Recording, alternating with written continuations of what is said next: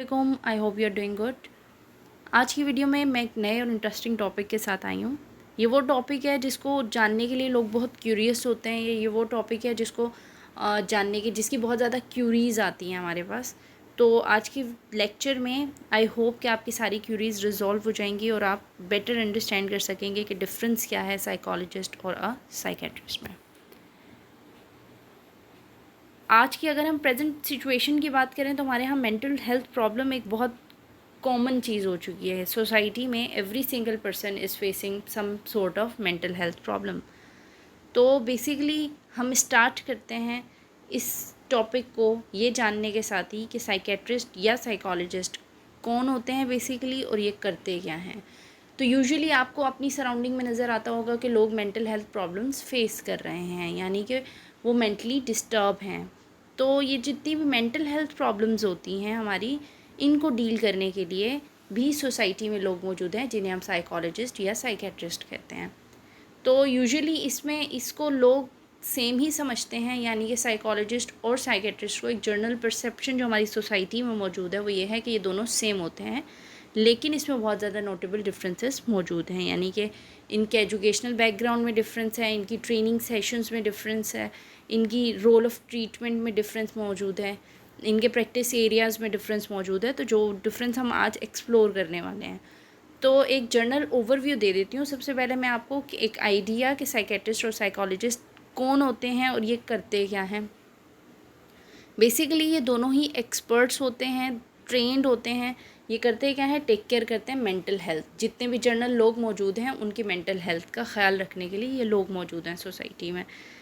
अब इनका काम क्या है, अगर हम साइकेट्रिस्ट की बात करें तो साइकेट्रिस्ट क्या हैं, they are the medical doctors and they are the experts in mental health problems. ठीक है, जितनी भी मेंटल हेल्थ प्रॉब्लम्स होती हैं, फॉर एग्जांपल पैनिक अटैक्स हो गए, फॉर एग्जांपल हिलुसिनेशन हो गए, एंड एंशियसनेस हो गई, होपलेसनेस हो गई, ये जितनी भी इस तरह की बीमारियां हैं, ये तो चंद एक मैंने काउंट करवाई है ना। इसके अलावा जितनी भी ये मेंटल हेल्थ इश्यूज़, ये जितनी भी सिवियर किस्म की आपकी बीमारियां होती हैं, ये सारी इन सब चीज़ों को जो मेंटल हेल्थ इश्यूज़ से रिलेटेड हैं, अगर किसी को पैनिक अटैक होता है, हार्ट अटैक होता है, तो वो डायरेक्टली लिंक है कि उसको कोई ना कोई मेंटल हेल्थ इश्यूज़ चल रहे थे। ठीक है, तो अब उस इन सब बीमारियों को डील करने के लिए, ऐसे पेशेंट्स को डील करने के लिए साइकेट्रिस्ट काम आते हैं। ठीक है, ये मेडिकल डॉक्टर्स होते हैं, लेकिन ये डील किसको करते हैं, मेंटल हेल्थ प्रॉब्लम्स को डील करते हैं।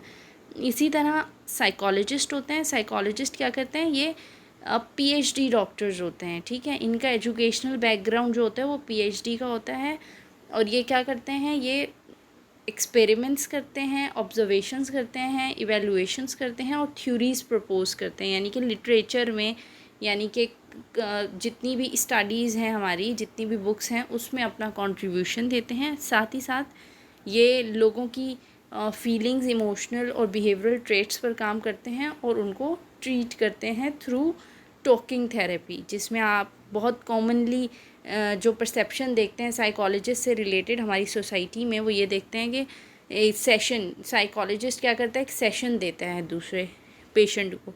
तो आपका क्या हो गया, साइकोलॉजिस्ट टॉकिंग थेरेपी से लोगों को ट्रीट करता है। They are not medical doctors but they are usually the PhD doctors. तो अब मूव करते हैं अपने मेन टॉपिक पर, जो कि है difference between a psychologist and a psychiatrist. हम इसको मेन चंक्स में डिस्कस करने की कोशिश करेंगे इस डिफरेंस को कुछ पैरामीटर्स में। पहला पैरामीटर है इसका प्रैक्टिस एरिया, यानी कि दोनों डिफरेंट हैं इन देयर प्रैक्टिस एरियाज। आपको साइकेट्रिस्ट कहाँ मिलेगा, they will most commonly be around us in the hospitals, second in psychiatric centres, prisons, nursing home, और बहुत कॉमन रियरली आपको नज़र आएगा प्राइवेट प्रैक्टिस करते हुए कोई भी साइकेट्रिस्ट। यूजुअली जो आपको 80 to 90% ऑफ द साइकेट्रिस्ट नज़र आएंगे वो हॉस्पिटल सेटिंग्स में नज़र आएंगे, इसलिए कि ये मेडिकल डॉक्टर्स होते हैं। कॉन्ट्ररी अगर हम देखें तो आपके जो साइकोलॉजिस्ट होते हैं, ये मोस्ट कॉमनली आपको डिफरेंट तरह की सेटिंग्स में नज़र आएंगे, जिसमें आपको मेजॉरिटी नज़र आएंगे प्राइवेट प्रैक्टिस करते हुए। Also they work in hospitals, nursing homes या मेडिकल इंस्टीट्यूट्स हो गए, प्रिजन्स हो गए, रिहेबिलिटेशन सेंटर्स हो गए, जहाँ लोगों की आदतें ख़त्म करने के लिए लोगों को लाया जाता है। फॉर एग्ज़ाम्पल कोई स्मोकिंग का आदी है तो उसको रिहेबिलिटेशन सेंटर में लाया जाएगा ताकि वो अपनी आदत छोड़कर बेहतरी की तरफ जा सके। इसके बाद अगर हम एजुकेशनल बैकग्राउंड, एक बहुत क्लियर डिफरेंस जो साइकोलॉजिस्ट और साइकेट्रिस्ट में होता है वो है एजुकेशनल बैकग्राउंड का।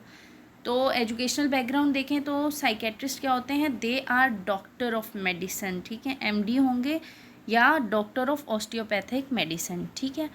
तो ये डीओ होंगे या एमडी होंगे, यानी कि इनकी जो डिग्री होगी वो मेडिकल से ही रिलेटेड होगी। इसी के अगेंस्ट अगर हम देखें तो साइकोलॉजिस्ट क्या होगा, ये पीएचडी डॉक्टर होते हैं, ठीक है, doctor of philosophy, doctor of psychology, ठीक है।